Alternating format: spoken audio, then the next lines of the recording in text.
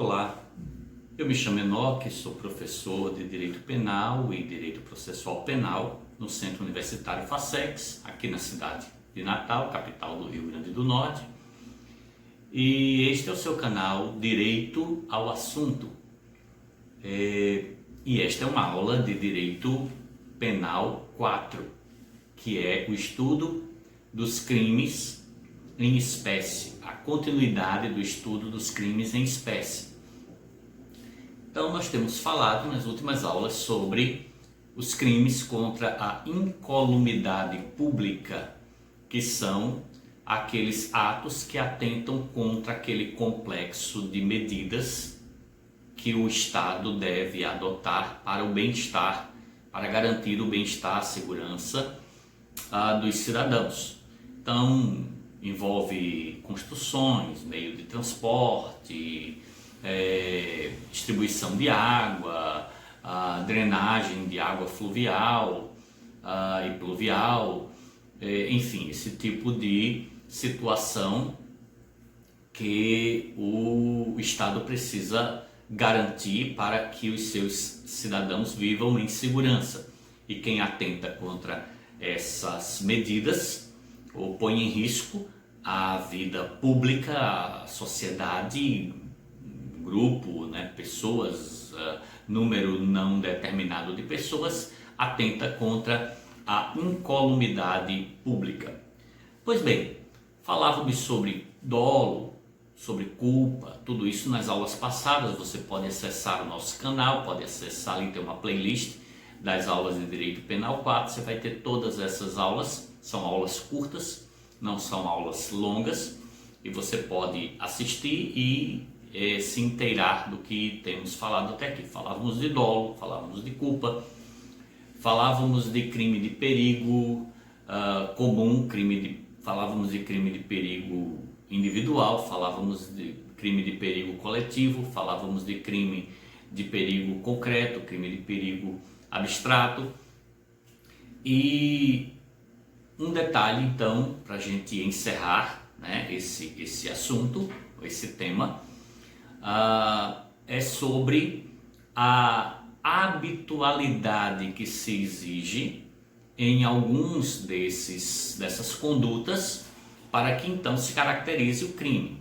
Especificamente estamos falando de dois crimes muito comuns de acontecer e que são o do artigo 282 e o do artigo 284. 282 diz que é o exercício ilegal da medicina, arte dentária e farmacêutica. Então, exercer, ainda que a título gratuito, a profissão de médico, dentista ou farmacêutico sem autorização legal ou excedendo-lhe os limites. Então, e o outro crime, o 284, é o curandeirismo. Exercer curandeirismo, aí prescrevendo, ministrando ou aplicando habitualmente qualquer substância, usando gestos, palavras ou qualquer outro meio, fazendo diagnósticos. Então são dois crimes em que pessoas, obviamente não habilitadas, então um falso médico, um falso farmacêutico sem autorização, sem preparo, exerce a função de fazer diagnósticos, de prescrever medicações, enfim. E o curandeirismo é aquele cidadão que promete curas a partir de meios místicos, de gestos, de benzeções, esse tipo de coisa. Bom, essas condutas elas são muito comuns, elas acontecem com muita frequência. Diz o dito popular que de médico e louco todo mundo tem um pouco. Então as pessoas são muito ávidas a prescrever um medicamento. Alguém diz que está com a dor, logo aparece alguém e diz: minha mãe tinha essa mesma dor, tomou tal remédio. A pessoa já vai na farmácia, compra, se automedica. Isso acontece, claro que isso é perigoso, é uma irresponsabilidade, mas não é crime. O crime está na habitualidade que faz com que aquela pessoa seja procurada, seja indicada por outras pessoas para que pessoas doentes, pessoas com problemas, as procurem. Então, essa habitualidade é que torna a conduta criminosa. É preciso, então, que a pessoa se coloque ali como um médico prescrevendo medicações, fazendo diagnósticos, e isso com uma certa frequência, uma certa habitualidade. Da mesma forma, o curandeiro, né? Aquela pessoa que está ali, a dona fulana faz benzeção, a pessoa diz, a espinhela caída, né? E aí as pessoas vão lá e tal, enfim, e ela se coloca na comunidade como alguém que detém essa capacidade de curar pessoas a partir de seus rituais. Qual o problema disso? É que você pode com isso agravar uma enfermidade, você pode levar uma pessoa que está com um problema que, se fosse diagnosticado clinicamente, poderia ter tratamento no início, e a pessoa fica confiando nesses chás, nessas benzeções, nesses rituais, e acaba então levando a risco a sua própria vida. Imagine isso numa comunidade, numa cidade, o quanto as pessoas podem ser prejudicadas com isso. Então, esses crimes, eles precisam se enquadrar nessa questão da habitualidade. Não é você fazer isso eventualmente, né? De uma forma muito eventual, você indicar um remédio para alguém. Isso é irresponsabilidade, isso é perigoso, isso pode dar problema, porque o corpo humano é muito complexo. O remédio que serve para um pode ser prejudicial para outro, a medida pode não ser a mesma, a doença pode não ser a mesma, enfim. E aí não é sábio ficar indicando medicação, se automedicando. Todos nós sabemos disso, embora o brasileiro seja muito propício a essas coisas, né? Ele é muito ávido para esse tipo de procedimento.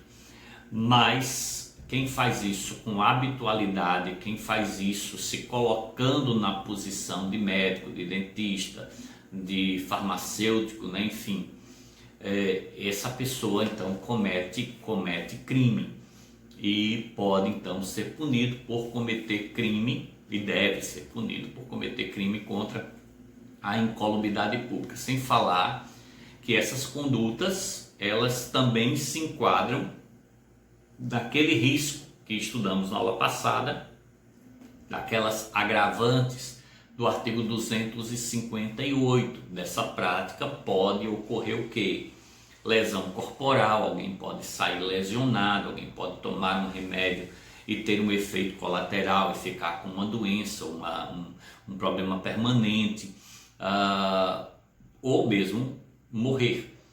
Então essas situações, elas recaem naquela questão lá da agravante, as penas serão aumentadas, enfim, além do risco de se difundir uma doença, de se contagiar toda uma comunidade com algo sério que deveria ter sido diagnosticado corretamente e isolado. Vai que a pessoa tem uma doença altamente contagiosa e o curandeiro fica lá fazendo benzeções, fazendo rituais, e a pessoa volta para casa e vai contagiar, vai contaminar outras pessoas.